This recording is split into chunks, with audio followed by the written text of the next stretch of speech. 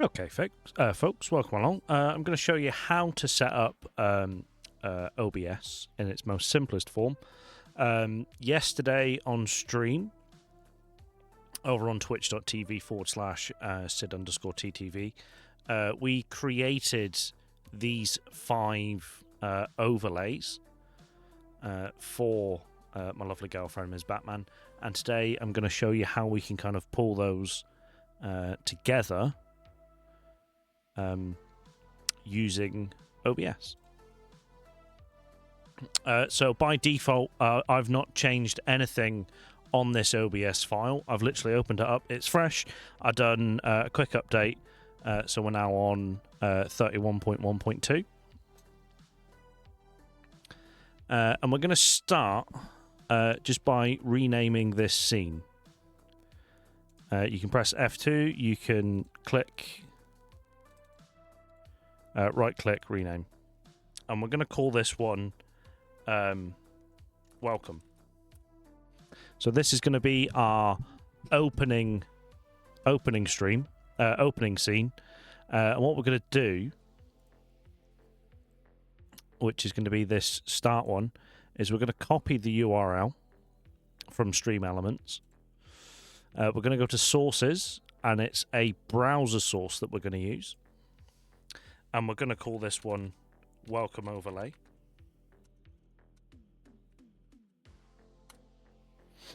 And now, by default, OBS gives you this little thing, which is basically just their kind of, oh, you've done this. This is how you do your thing.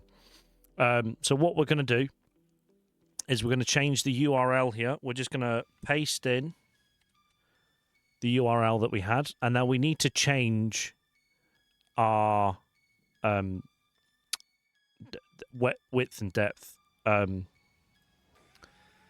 to 1080p, which is 1920 width by 1080 height, and then we're just going to press OK. Now, after a second, that will update itself, and we've now got our welcome screen. Just for the sake of this, I'm going to set it up so that it's more... I'm going to set OBS up so it's more like how I'm used to.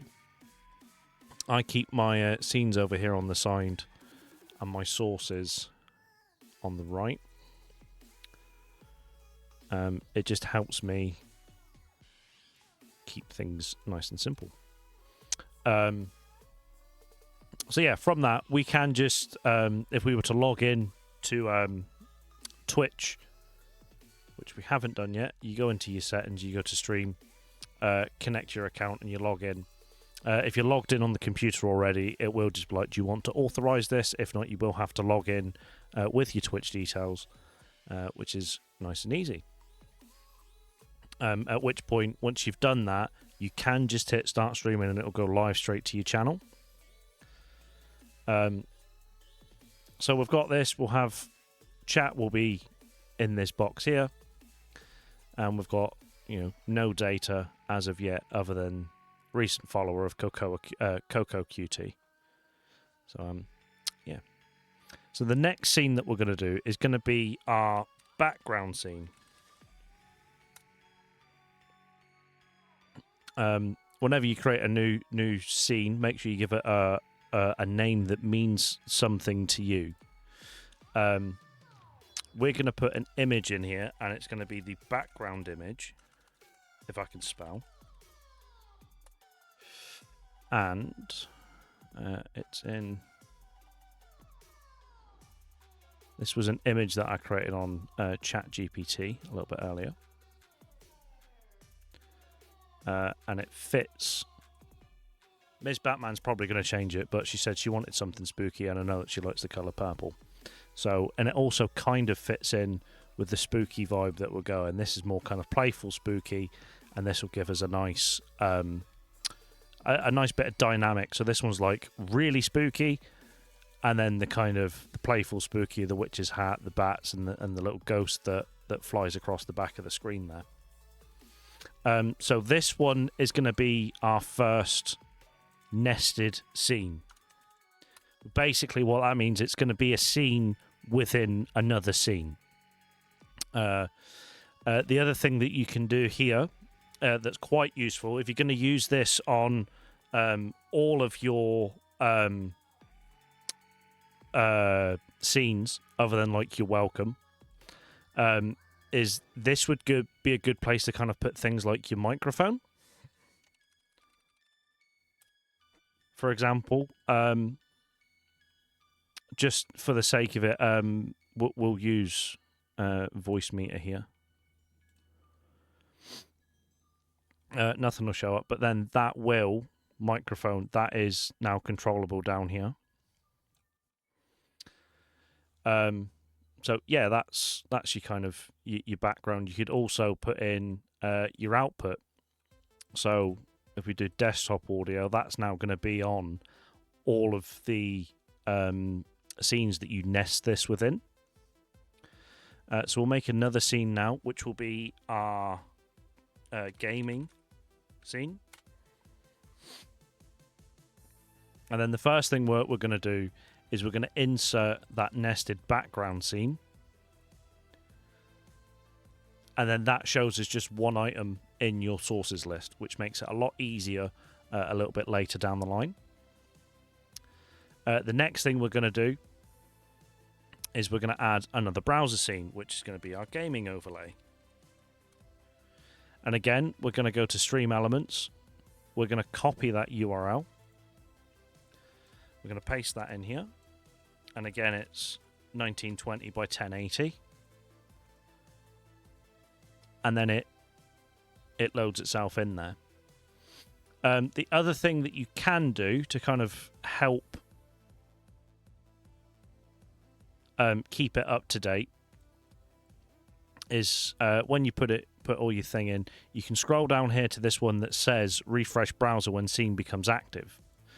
So the scene is now active. This source is now active. If I was to go to background or welcome, that scene would no longer be welcome. And what that does is when you load it up, it just does a quick refresh to make sure that all of, particularly these stuff, chat, will refresh. I am going to put it on our welcome one as well, because what that will do is it will reset the timer to 10 minutes as soon as we start.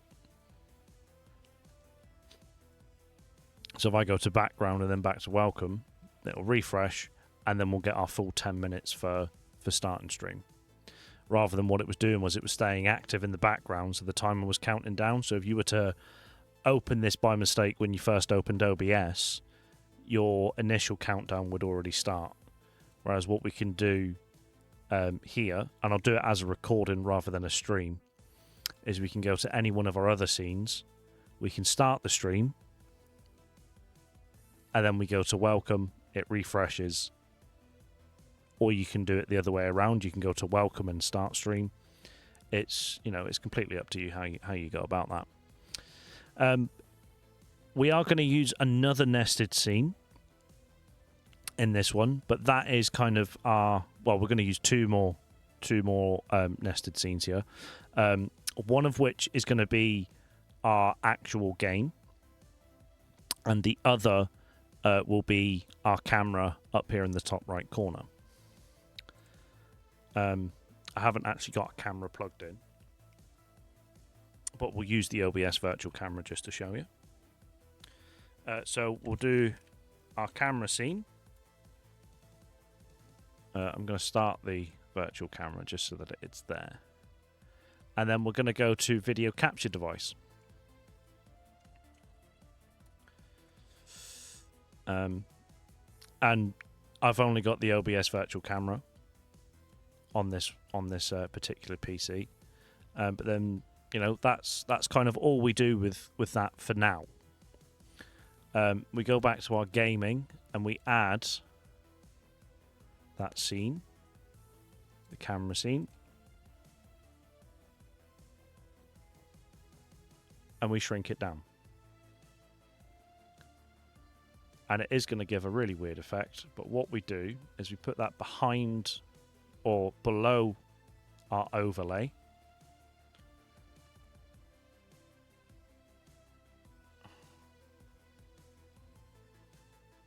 Which one is it?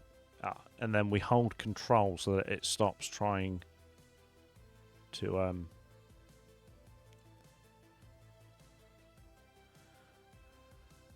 what's the word I'm looking for? It stops trying to snap to that top corner.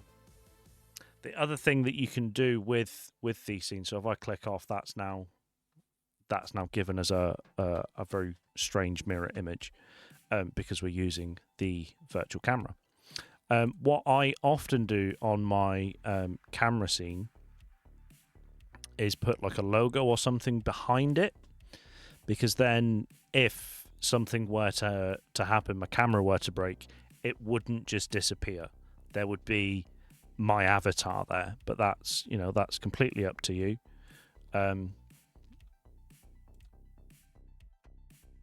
So yeah, we don't need to worry about that. And then the other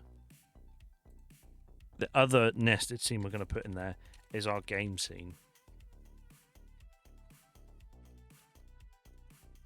And typically, if you set everything up right, you won't need to change anything in most of these nested scenes. And you can do this a number of ways. You can do your display capture. Excuse me. So display capture will display what, say you've got a multiple screen set up, you can pick which one of your monitors you want. You can change it down here. I've only got the one attached, which is actually my capture card going into my other PC, because I'm doing this on my gaming PC, not my streaming PC. So you can do that. Let's just turn that off. You can do a video capture device, which would be if the capture card was plugged in, the USB on the capture card was plugged into this PC, it would be a video capture device. And the other thing you can do, which is still kind of a bit touch and go, but it typically works, is game capture. So you can set this to select specifically a game. So we could say that it's going to be The Walking Dead. And at this point, it will be capture any full screen application. You can change it to a specific window, or you can capture window foreground with a hotkey. If you wanted it, say that we were doing this as The Walking Dead, and we only wanted this to pick this particular source to select The Walking Dead and show The Walking Dead, we would go to capture specific window. We'd need to have The Walking Dead open on the same PC, and we'd select The Walking Dead, for example. We don't have The Walking Dead yet. That'll be purchased later. So if I show you, games built on Chromium cannot be captured using game. So this is what I mean by sometimes it's a bit, you will need to use a window or a display capture. I don't know what that is. But then you can do these different things. You can limit the capture frame rate, allow transparency, capture the audio, which is still in beta for the game input, and all these other things. Also, if you're running the game through Steam, by default it doesn't show your Steam overlay, so it won't show things like your friends coming online. It won't show like achievements and stuff. It will just show the game. And then the other way is the window capture, which is basically the same as the game, but this is, you can capture anything. So let's see what we can. Let's open up Xbox.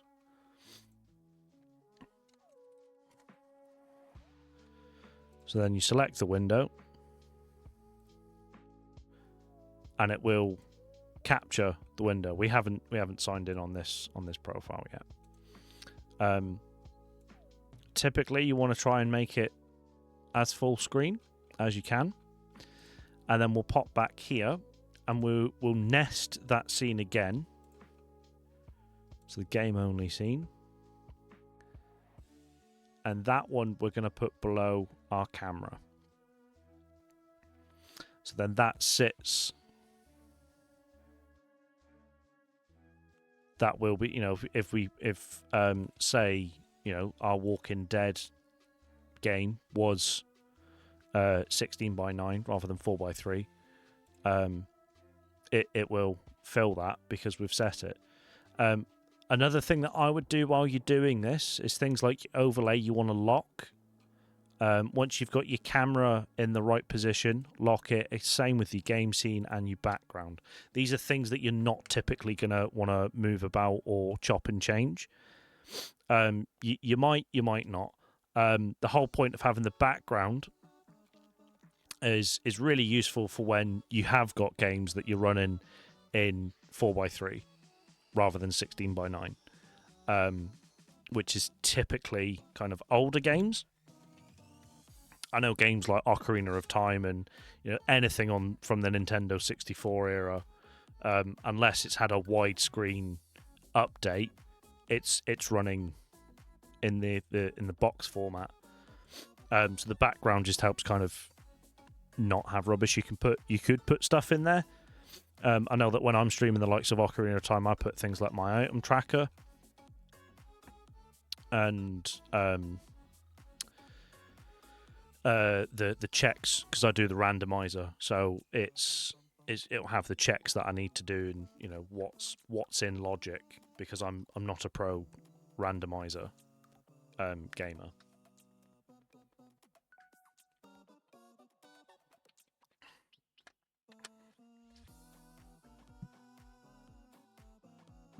Oh, excuse me.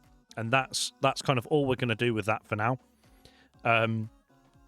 If you do watch me on Twitch, you'll know that I've got a lot of memes available. I've got a lot of kind of channel point redeems that affect stuff in OBS that I can show you how I do that, but that will be in a different video, and we'll do that with my Twitch.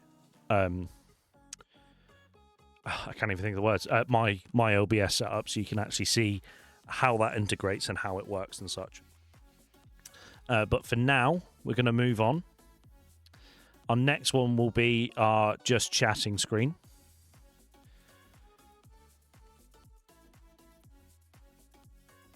And I have done. I like to make sure that I've made stuff nice and tidy. So we put our background image in. The next one will be our camera.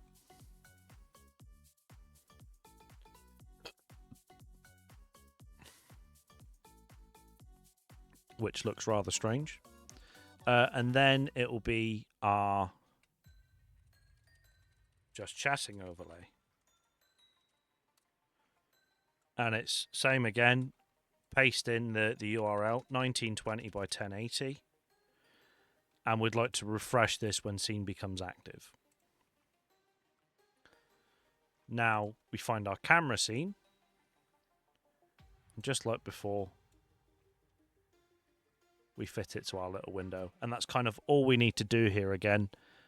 Because we put our microphone on the background scene, it's going to remain the same throughout.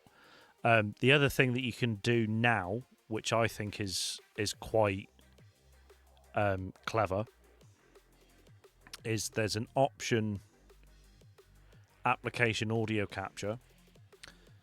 So say you've got Spotify, you don't want to have background, you don't want to have all of the audio coming through your desktop. You want to be able to control things separately. You can do the application audio. So you can have like your Spotify, your Apple Music, your Amazon Music, YouTube Music, you know, any of your music streaming sites, as long as you're doing the, you know, the copyright free music, which I do have a very good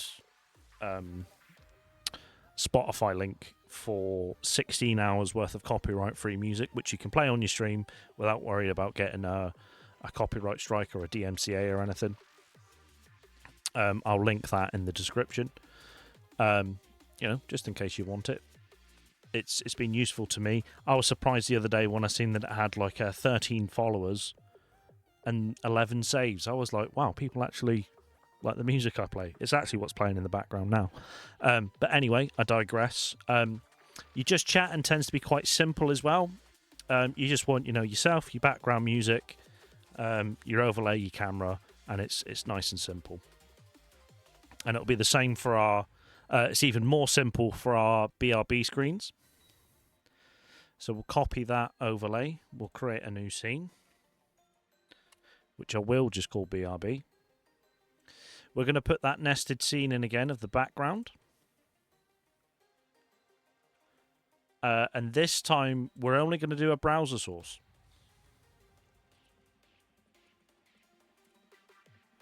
Which again, we paste in our URL. We change the... it's not dimensions. I can't think of the word. We change the size to 1080p. We press OK, and then that updates. We've only got the background on there, just in case, for whatever reason, the internet decides that it's not going to do its thing properly, and the overlay decides to crap out. But again, that's just a nice, simple.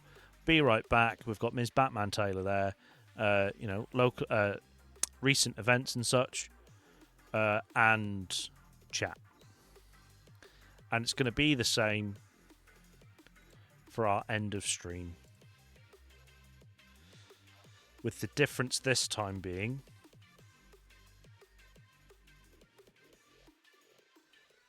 that we are going to put in that nested scene of the background, and we're going to put in our browser source.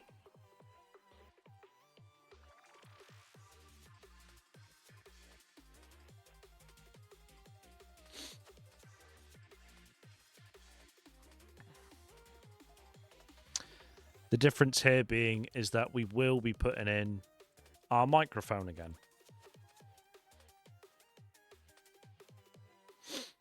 Because, as the stream's edited, you might have a couple messages pop up in chat and you want to just say goodbye before you head on to, either ending the stream or raiding out, or, whatever. But it's there. And with OBS... I would recommend Stream Deck. If you can't afford to get yourself an actual Stream Deck, the app on any mobile device is free for 6 buttons at a time. You can have as many pages. I think you can have as many pages as you like. Certainly on the devices I've got, I think the most I've got is like 4 pages of these 6 buttons. Which will be really useful to start with, because then you can quickly change the scene. You can quickly turn your microphone on and off. On my streams, I've got 3 buttons which adjust the size of the camera, which I can't do on here because the camera box is part of the overlay. Because we were going for, right, let's just do basic setup for you. We'll get you started, and then, if, a couple of weeks down the line you want to do something a little bit more complicated, we'll look into it then. But on the Stream Deck, I've also got things like a button which turns my channel trailer on, shows the stream schedule for the week. I've got a button that allows me to clip it. I've got a button that blurs my camera. Changes scene. I've got one that I can demonstrate on here actually. I can mute Spotify for you, so you can't hear Spotify anymore, because that is going through that audio application audio capture that I was on about earlier on. So you can't hear the music now, but if I press my button on my Stream Deck, it comes back. Also on my Stream Deck through plugins that you can put on your Stream Deck. I'll do a whole video on Stream Deck as well. I can pause the music. I can change the volume, or in my case, I can skip to the next song. So if you are going to be doing OBS, all of that was on my iPad, by the way, with the iPad app, which is free. You can get the unlimited version for $2.99 a month. I think a year's like £25, or the best value is you can pay £50, and it's completely unlocked for the rest of your life, completely unlimited, which is good if you don't want to be spending big money on like Stream Decks and such. But yeah, that is the basics of how to kind of set up your OBS. Because I've got that set up as a virtual camera, that's now changed to that because I've stopped the virtual camera. We'll do another video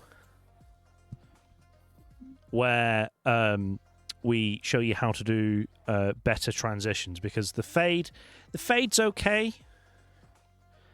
But I prefer, like, there's other ones you can get which I prefer. You can also, like, default, you can change it to cut, so it just automatically swaps over. I think there's other ones. Move. This is the one.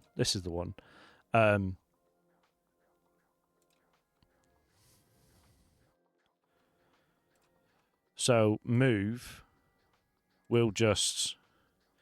So if you pay attention to this OBS thing, it just goes straight up to where it is in the next scene. It's very clever. Maybe we don't want the refresh on all of these. Some of them don't need the refresh on them. So yeah, that's your basics. We'll keep the refresh on the original, on the opening welcome to stream, because that one we do want the refresh on, but we don't want this to refresh every time. The other thing that I do is I try to keep my actual scenes in the list, like, kind of at the top, and kind of nested scenes towards the bottom.